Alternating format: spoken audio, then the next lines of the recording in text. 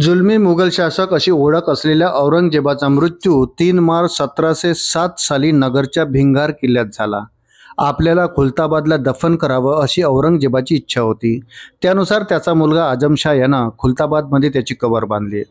औरंगाबादजवळ खुलताबाद इथं औरंगजेबाची कबर आहे. औरंगजेबाची कबर हटवण्याची मागणी होत आहे. औरंगजेबाच्या कबरीबाबत मुख्यमंत्री देवेंद्र फडणवीस यांनी मोठं विधान केलं आहे. वृत्त सविस्तर जाणून घेण्याकरता चॅनलला सबस्क्राईब जरूर करा. औरंगजेबाची कबर हटवण्याची मागणीबाबत मुख्यमंत्री देवेंद्र फडणवीस यांनी प्रतिक्रिया दिली. प्रत्येकाला असंच वाटतं की कबर हटवली पाहिजे, मात्र काही गोष्टी कायद्याने कराव्या लागत असल्याचं फडणवीस म्हणाले. तसेच औरंगजेबाच्या कबरीला जुन्या काँग्रेसच्या काळात ASIचं संरक्षण मिळालं असल्याचंही फडणवीस यांनी म्हटलंय. अबू आझमींनी औरंगजेबाचं उदात्तीकरण केल्यानंतर खासदार उदयनराजे भोसले चांगले संतापले.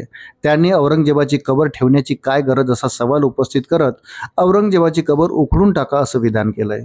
औरंगजेबाच्या कबरीवर 13 वर्षात 6.5 लाखाचा खर्च झालाय, तर शिवाजी महाराजाच्या मंदिरासाठी मात्र काही हजाराचा खर्च झाल्याची माहिती हिंदू जनजागृती संघटनेचे सुनील घनवट यांनी दिली. तसेच त्यांनी औरंगजेबाच्या कबरीचं अनुदान रद्द करण्याचीही मागणी केली. औरंगजेबाच्या कबरीबाबत काँग्रेस नेते विजय वडेट्टीवारांनी प्रतिक्रिया दिली.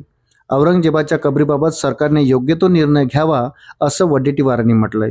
मात्र औरंगजेबाच्या नावाखाली धर्मांधता पसरवणे, हिंदू मुस्लिम वाद पसरवणं योग्य नसल्याचं वडेट्टीवार यांनी म्हटलंय.